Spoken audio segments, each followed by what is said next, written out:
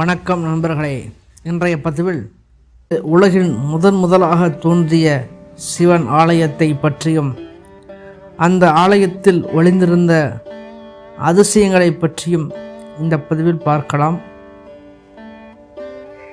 ஆருத்ரா தரிசனம் என்றாலே நடராஜனின் சிறப்பு பூஜைகள் தான் நம் நினைவுக்கு வரும்.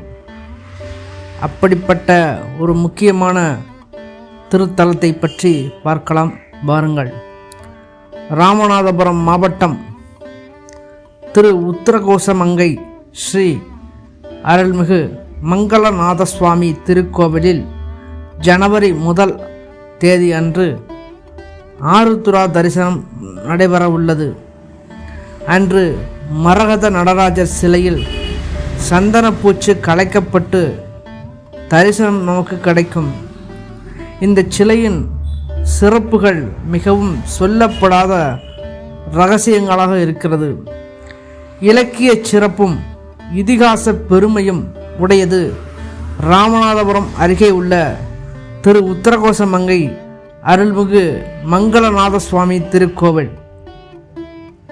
இக்கோவில் உள்ள மூலவரான மங்களநாத சுவாமியாகிய சிவலிங்கம் சுயம்புவால் உருவானதாக ஆனது.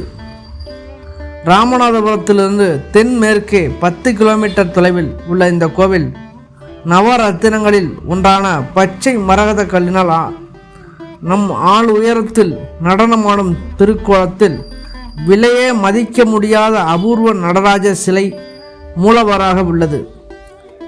தமிழர்களின் கலைத்திறனுக்கும் நுண்ணிய சிற்ப வேலைப்பாடுகளுக்கும் எடுத்துக்காட்டாக விளங்கும் வகையில் இச்சிலை அமைந்திருப்பது கூடுதல் சிறப்பாகும். நவரத்தினங்களில் ஒன்றான பச்சை மரகதம் இயற்கையாகவே மென்மையானது.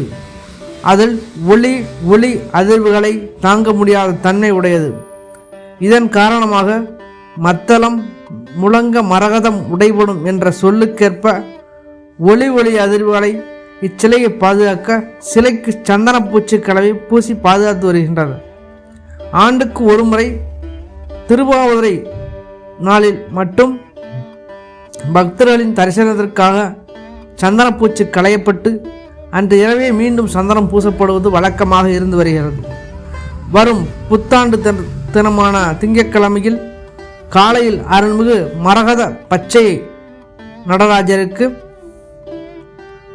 சந்தனப்பூச்சி கலைக்கும் நிகழ்ச்சி நடைபெறுகிறது. பின்னர் நடராஜருக்கு பெருமானுக்கு சிறப்பு அபிஷேகமும் விசேஷ தீபாராதனைகளும் நடைபெறுகின்றன. அன்று ஒரு நாள் பகல் முழுவதும் பக்தர்களின் தரிசனத்திற்காக பச்சை மரகத மேனியுடன் அருள்மிகு நடராஜர் காட்சியளிக்க உள்ளார். இதனைத் தொடர்ந்து திங்கட்கிழமை இரவு ஆருத்ரா தரிசனம் நாளை முன்னிட்டு ஆருத்ரா மகா அபிஷேகமும் சிறப்பு தீபாராதனைகளும் நடந்த பிறகு அனைத்து அருள்மிகு நடராஜருக்கும் மீண்டும் சந்தன கலவை பூசப்படும். ஆண்டுக்கு ஒருமுறை காட்சியளிக்கும் பச்சை மரகத கல்லிலான நடராஜை தரிசிக்க மாநிலம் முழுவதும் இருந்து ஏராளமான பக்தர்கள் வருகை தந்து அந்த விழாவை சிறப்பித்து தருவது வழக்கம். இந்த ஆண்டும் உங்கள் வருகையை இறைவன் ஏற்றுக்கொள்வார். நன்றி, வணக்கம். இந்த வீடியோ பிடித்திருந்தால் நமது சேனலை சப்ஸ்கிரைப் செய்து நமது சேனல் அருகே உள்ள பெல் பட்டனை அழுத்தவும். அடுத்த ஒரு பதிவில் அடுத்த ஒரு சிறப்பான தகவலுடன் சந்திப்போம். நன்றி.